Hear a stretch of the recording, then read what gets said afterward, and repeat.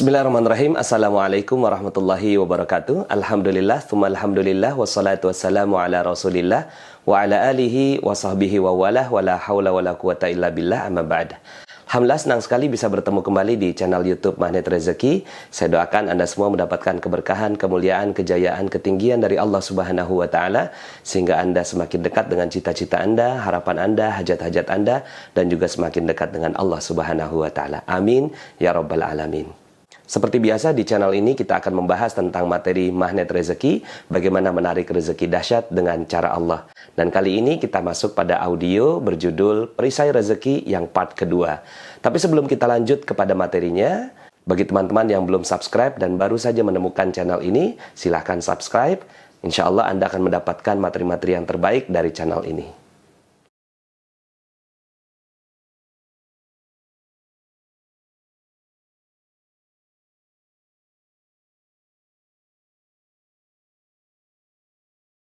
Oke, mari kita bahas tentang materi perisai rezeki dan pendalaman dari part yang sebelumnya. Mungkin sebagian di antara Anda ketika melihat video sebelumnya mengatakan bahwa, aduh materinya kok berat sekali ya bicara tentang dosa. Saya ingin mengajak Anda semua untuk melihat gambaran keseluruhannya. Bahwa sebenarnya Allah Subhanahu wa Ta'ala berikan keajaiban untuk Anda. Kan di video sebelumnya saya sudah mengatakan bahwa manusia itu ajaib. Anda adalah orang yang ajaib. Tapi kenapa tidak ajaib? Karena ada dosa yang menghalangi. Sebenarnya bicara tentang logika ini malah jauh lebih sederhana dibandingkan dengan ilmu-ilmu yang selama ini kita pelajari. Kita ingin mendapatkan sesuatu lalu kemudian kita bekerja keras. Padahal sebenarnya tidak perlu bekerja keras seperti itu.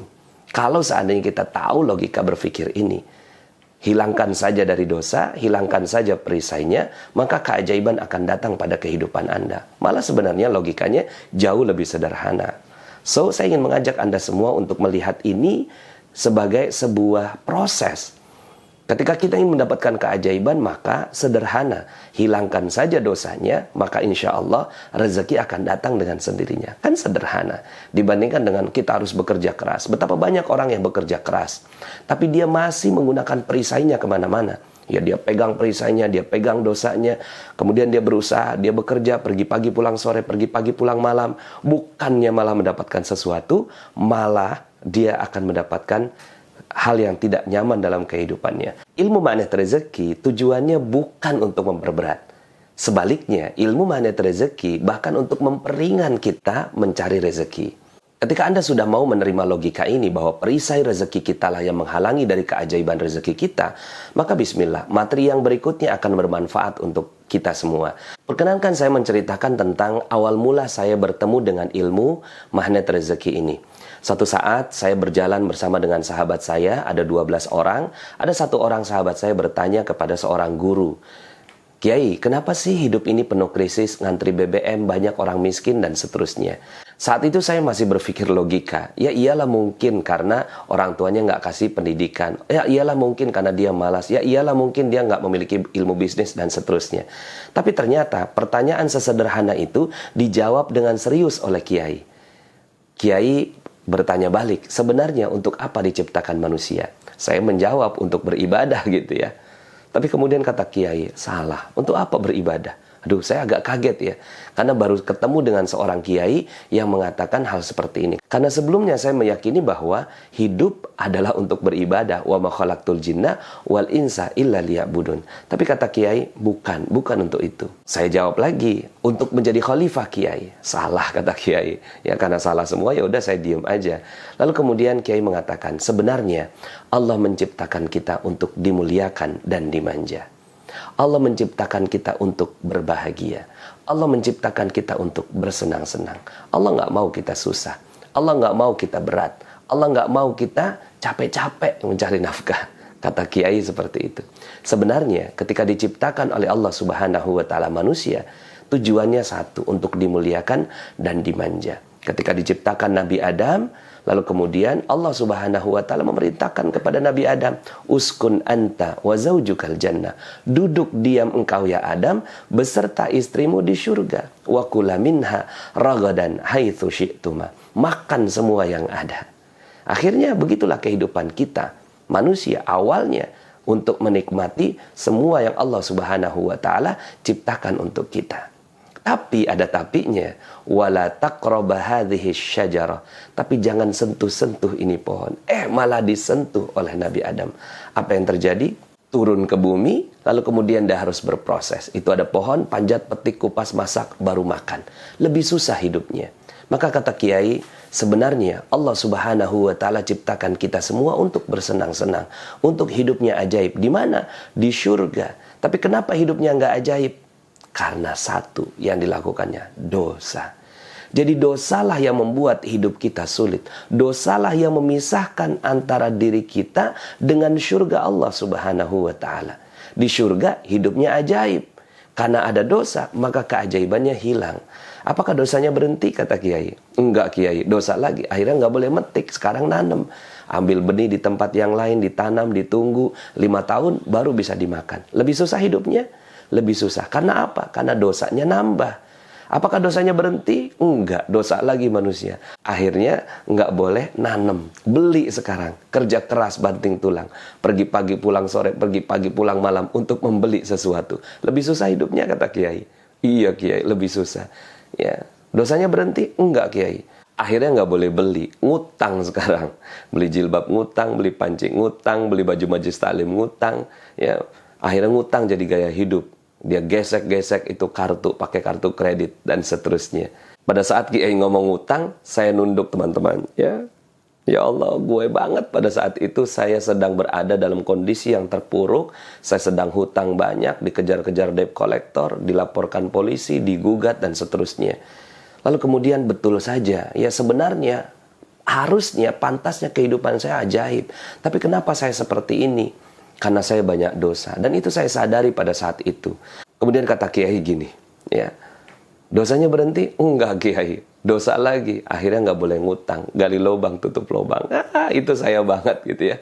Pada saat itu ketika ada tagihan, lalu kemudian saya coba cari pinjaman, ya jatuh tempo, cari pinjaman lagi, dan seterusnya. Sampai kemudian akhirnya miliaran rupiah saya berhutang teman-teman semua. Ya. Sampai kemudian kata Kiai gini, kau mau nggak hidup kamu ajaib? Mau Kiai.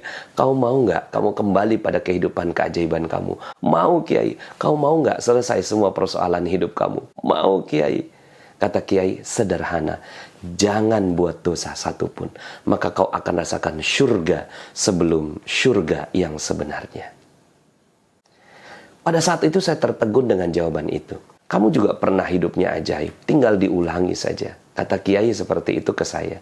Lalu kemudian pulang dari rumah Kiai itu, saya menangis sejadi-jadinya. Karena saya ingin hidupnya ajaib, tapi saya nggak bisa seperti itu. Sampai kemudian akhirnya, kata Kiai kan begini, apa yang terbetik di benak, langsung terwujud, seakan dimanja oleh Allah. Itulah gaya hidup di surga. Kamu pernah mengalami hal seperti itu? Saya coba berpikir, ada nggak kehidupan saya yang ajaib? Pada saat itu perenungan saya sampai pada sebuah kisah. Jadi saya bertemu dengan Kiai itu tahun 2010. Nah sementara saya bertemu dengan sebuah kisah yang terjadi pada kehidupan saya di tahun 2002. Pada saat itu saya ikut istri dapat beasiswa S2 di Malaysia. Kemudian saya ikut, kata teman di sana, insya Allah bisa dapat visa, insya Allah bisa dapat pekerjaan. Ternyata alhamdulillah dua-duanya nggak dapat. Akhirnya saya jadi pengangguran di negeri orang. Setiap hari yang saya lakukan adalah mengantarkan istri ke kampus, pulang tutup pintu, tutup jendela, malu dilihat orang Malaysia. Sampai kemudian istri saya saat itu hamil dan ngidam, tiap hari minta sayur. Saya pergi beli sayur, dia masak, besok dia minta lagi, bang belikan sayur, saya pergi beli sayur, kemudian dia masak. Sampai kemudian akhirnya saya menghayal, enak ya kalau punya kulkas, ya belinya sekali untuk dimasak 1 minggu gitu ya.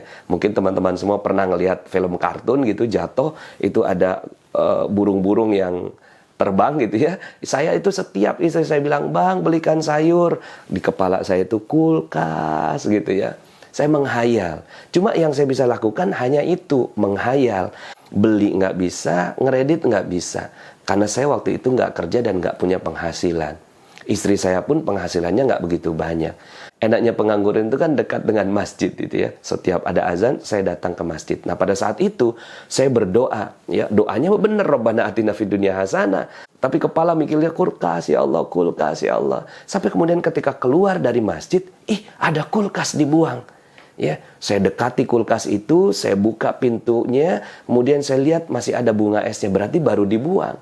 Nah, orang Malaysia itu baik hati. Kalau mereka mau ganti perabot, tinggal letakkan perabot yang lama di depan. Silakan diambil sama siapa saja. Tinggal rebutan aja sama orang India, Bangladesh, dan Indonesia. Nah, pada saat itu saya belum pernah memulung sebesar itu. Ya, kalau yang kecil-kecil saya udah lihai gitu ya.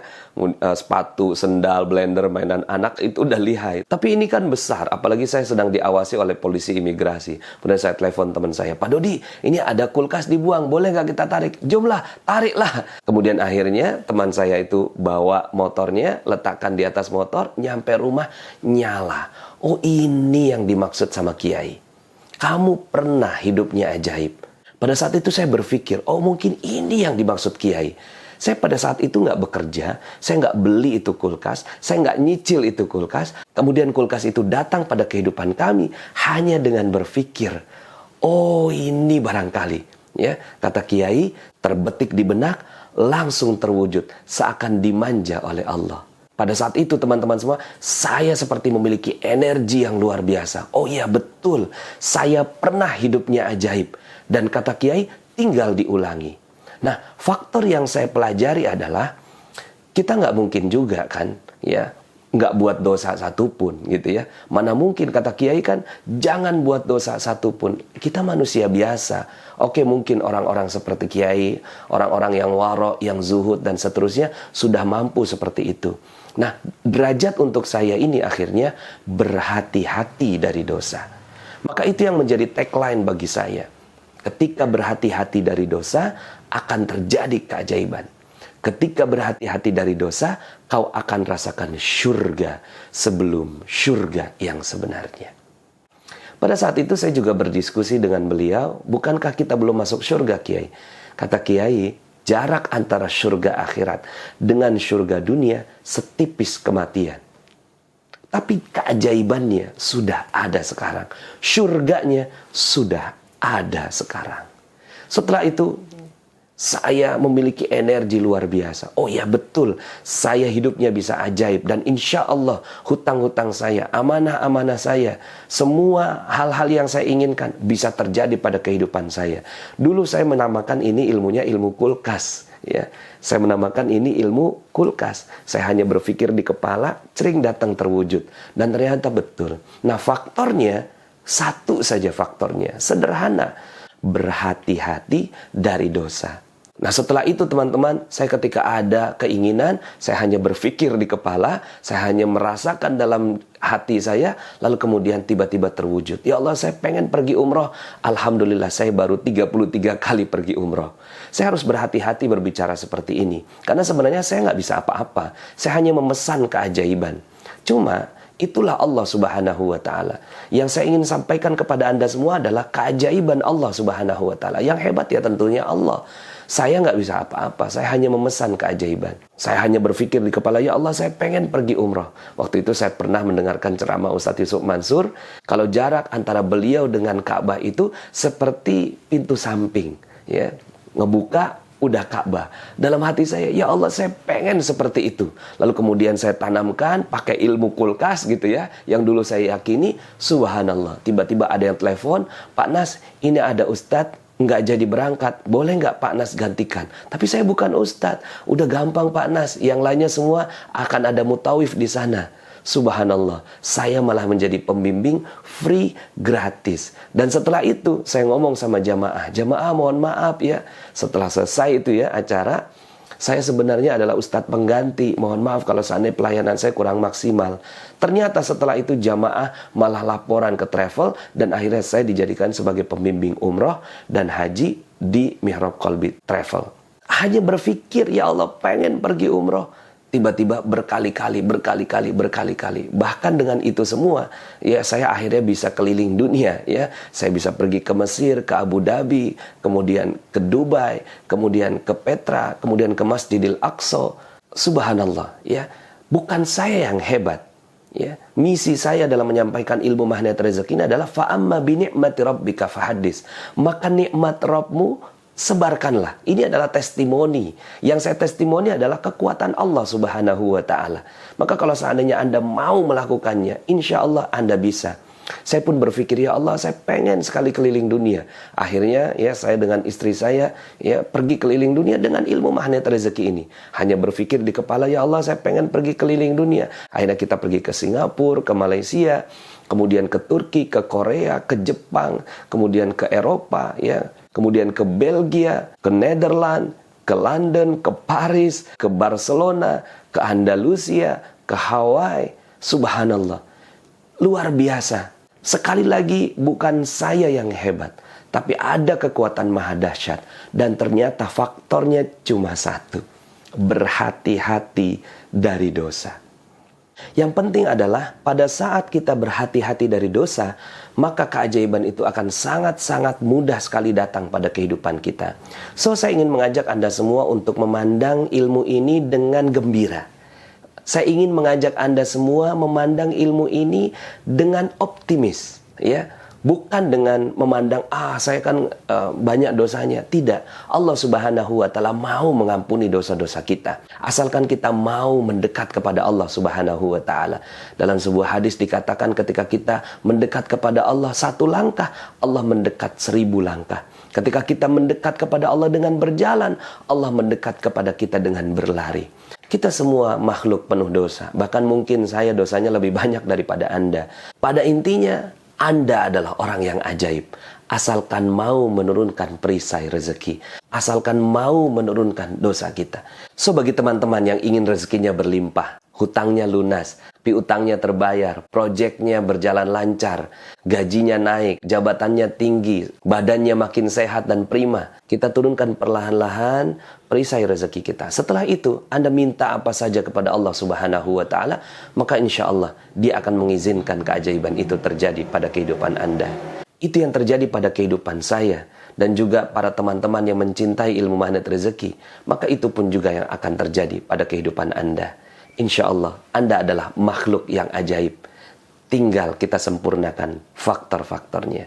Dan insya Allah dalam video-video berikutnya kita akan lanjutkan materi ini sampai Anda menemukan potensi terbesar diri Anda dan menjadi makhluk ajaib sebagaimana yang Allah Subhanahu wa Ta'ala inginkan untuk Anda. Saya Nasrullah, sampai jumpa. Assalamualaikum warahmatullahi wabarakatuh.